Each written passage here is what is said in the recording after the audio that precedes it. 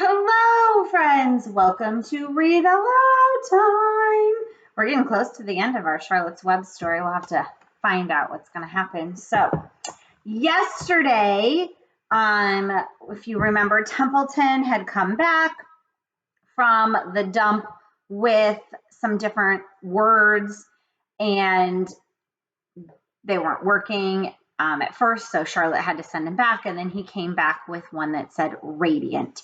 So Charlotte had made Wilbur do his jumps and his spins, and he felt radiant, so she was going to go ahead and use that word. She also told him the story of her cousins, the one who had wrapped the fish up in the web, and then the one that was the aeronaut, which meant a balloonist. And finally, she sang him to sleep. So today's chapter is called Dr. Dorian. Let's see what happens. The next day was Saturday. Fern stood at the kitchen sink drying the breakfast dishes as her mother washed them. Mrs. Arable worked silently. She hoped Fern would go out and play with other children instead of heading for the Zuckerman's barn to sit and watch animals. Charlotte is the best storyteller I ever heard, said Fern, poking her dish towel into a cereal bowl. Fern, said her mother sternly, you must not invent things. You know spiders don't tell stories. Spiders can't talk. Well, Charlotte can, replied Fern. She doesn't talk very loud, but she talks. What kind of story did she tell? Asked Mrs. Arable. Well, began Fern, she told us about a cousin of hers who caught a fish in her web. Don't you think that's fascinating? Fern, dear, how would a fish get in a spider's web? Said Mrs. Arable. You know it couldn't happen.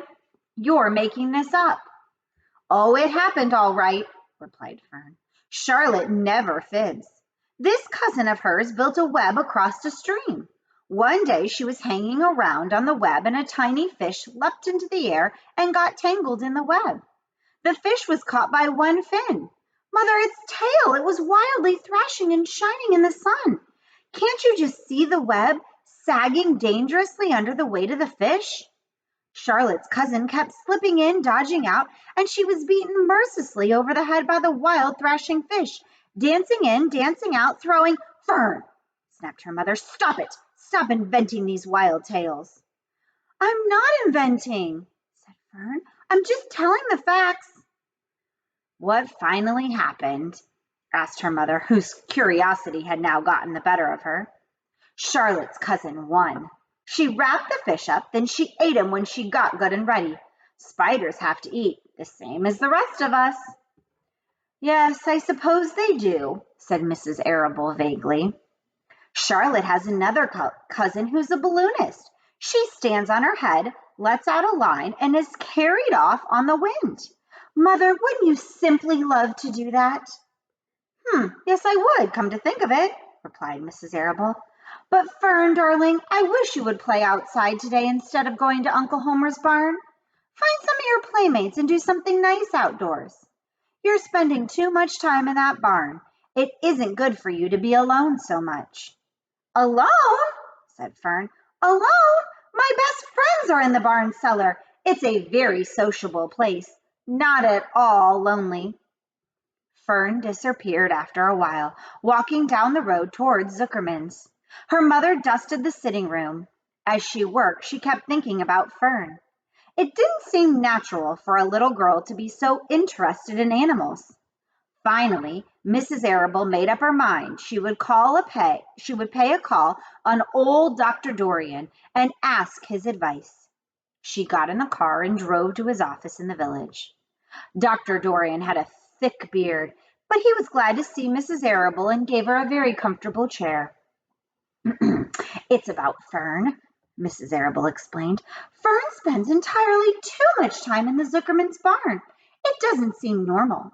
She sits on a milk stool in a corner of the barn cellar, near the pig pen, and watches animals hour after hour.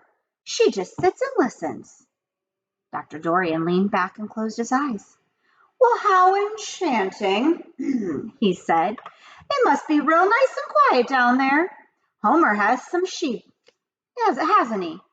Yes, said Mrs. Arable. "But it all started with that pig we let Fern raise on a bottle. She calls him Wilbur. Homer bought the pig, and ever since it left our place, Fern has been going to her uncle's to be near it." "I've been hearing things about that pig," said Dr. Dorian, opening his eyes. "They say he's quite a pig." There we are, just so you can get a picture of Mrs. Arable and Dr. Dorian. "Have you heard about the words that appeared in the spider's web?" asked Mrs. Arable nervously. "Yes," replied the doctor. "Well, do you understand it?" asked Mrs. Arable. "Understand what?" "Do you understand how there could be any writing in a spider's web?" "Oh, no," said Dr. Dorian. "I don't understand it. But for that matter, I don't understand how a spider learned to spin a web in the first place. When the words appeared, everyone said they were a miracle, but nobody pointed out that the web itself is a miracle." "What's miraculous about a spider web?" asked Mrs. Arable. "I don't see why you say a web is a miracle. It's just a web." "Ever try to spin one?" asked Dr. Dorian. Mrs. Arable shifted uneasily in her chair. "No, but I can crochet a doily and I can knit a sock." "Sure," said the doctor, "but someone taught you, didn't they?" "My mother taught me." "Well, who taught a spider? A young spider knows how to spin a web without any instructions from anybody. Don't you regard that as a miracle?" "I suppose so," said Mrs. Arable. "I never looked at it that way before. Still, I don't understand how those words got into the web. I don't understand it, and I don't like what I can't understand." None of us do," said Dr. Dorian, sighing. "I'm a doctor. Doctors are supposed to understand everything, but I don't understand everything, and I don't intend to let it worry me." Mrs. Arable fidgeted. "Fern says the animals talk to each other. Dr. Dorian, do you believe animals talk?" "I never heard one say anything, but that proves nothing. It is quite possible that an animal has spoken civilly to me and that I just didn't catch the remark because I wasn't paying attention. Children pay better attention than grown-ups. If Fern says that the animals in Zuckerman's barn talk, I'm quite ready to believe her. Perhaps if people talked less, animals would talk more.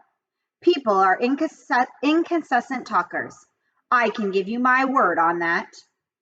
"Well, I feel better about Fern," said Mrs. Arable. You don't think I need to worry about her?" "Does she look well?" asked the doctor. "Yes." "Is her appetite good?" "Oh, yes, she's always hungry." "Does she sleep well at night?" "Yes." "Then don't worry," said the doctor.